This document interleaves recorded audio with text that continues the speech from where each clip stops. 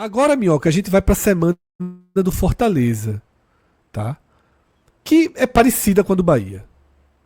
Se mantém em casa, né? Jogou em casa contra o Fluminense, se mantém em casa, só que já joga, tá aí na quinta, mas na verdade esse jogo é hoje, terça-feira.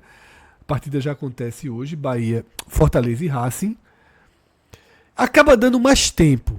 É parecida, mas tem mais tempo entre os jogos. E eu acho que isso pesa nessa questão pro Fortaleza.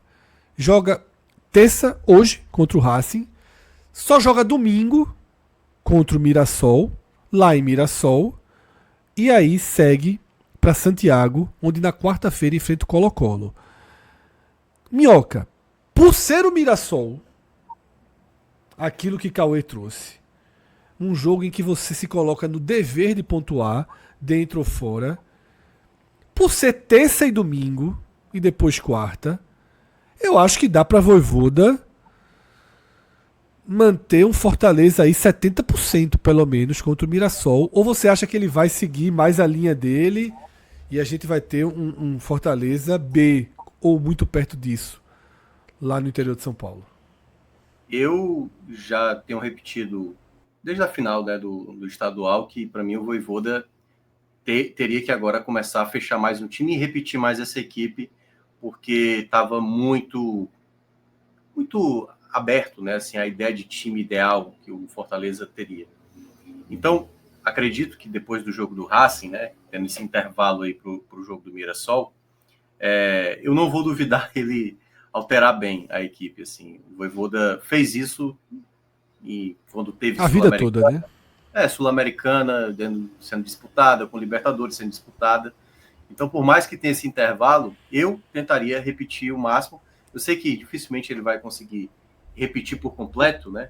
Mas eu não faria tantas mudanças. Eu tentaria encontrar esse padrão de time, que eu acho que esse primeiro jogo do Fluminense foi um ponto de partida daquele time que a gente não tinha ainda uma certeza de qual era o time ideal do Fortaleza, para tentar ver mesmo até, não, aqui ainda precisa ajustar, isso aqui ainda precisa ser mais avaliado. Então, nesse sentido, caso fosse o Voivoda, eu tentaria fazer poucas mudanças nesses 3 jogos que o Fortaleza vai ter pela frente.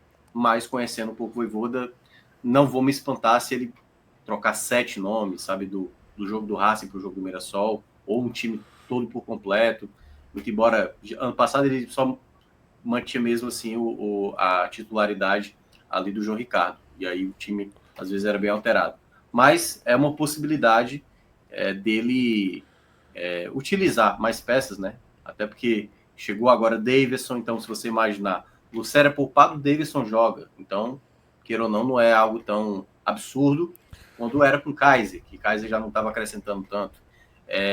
Tem Alanzinho agora que chegou também, ainda me pare uma dúvida, um jogador que não estava vivendo esse contexto de jogar um campeonato maior, mas contra o Mirassol dá para fazer uma análise e tal. Então, há algumas alternativas para o Voivoda trabalhar bem com o elenco. Eu acredito que partindo da ideia de formação que ele estabeleceu, voltando para o 3-5-2 que ele teve. Agora ele teve uma lesão do Tinga. Isso aí é o que pesa, né?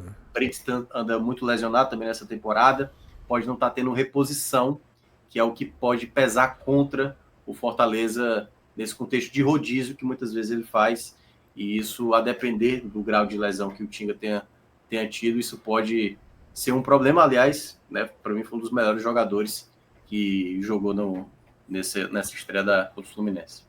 Ô Minhoca, essa virada de chave, ou semi-virada de chave, ou início de virada de chave, veio com mudança tática, né? Você já citou, os três zagueiros voltaram. Tá, os três zagueiros, quando eu digo voltaram, não é de 2025, voltaram do Voivoda clássico, né, no Fortaleza. Isso. É uma tendência pra gente ver contra o Racing, já, a repetição desses três zagueiros. E daí seguir. Contra o Racing, imagino que sim, né, Minhoca? Me surpreenderia se ele abrisse mão do que deu certo depois de passar aí algumas semanas nadando contra a maré, né?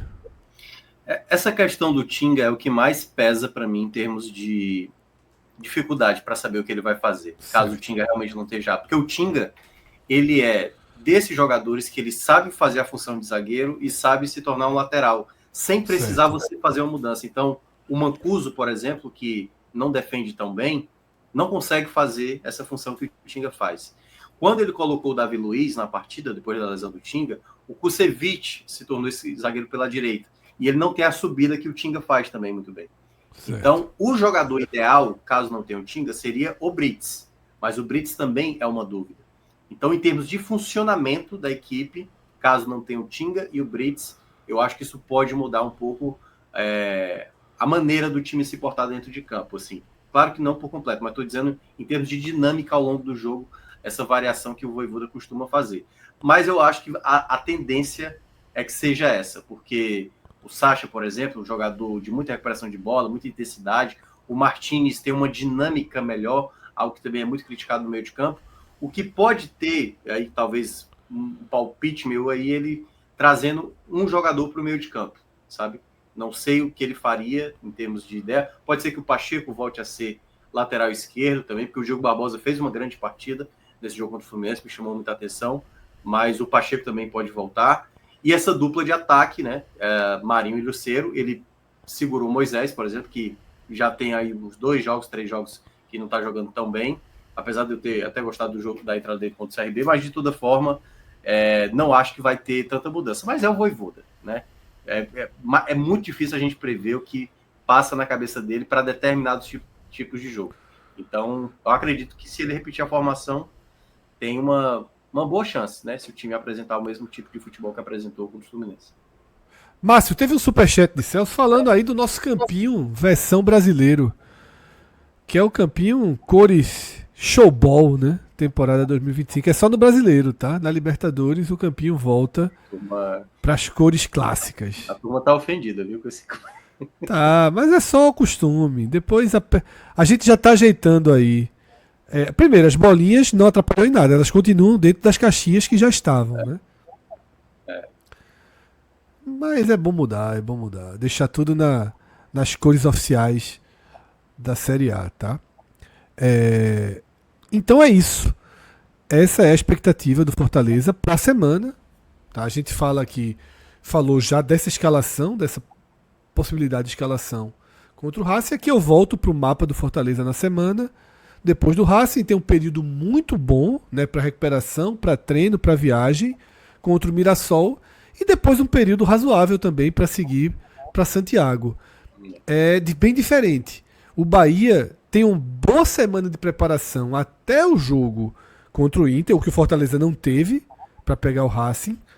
Mas aí depois o Bahia entra num corredor polonês. E aí eu acho que o Bahia é obrigado a mexer contra o Santos. Eu sendo Fortaleza, eu sendo Vojvoda, não mexeria não, tá? Porque Mirassol fora é oportunidade de 3 pontos. E aí eu iria a 100%, tá?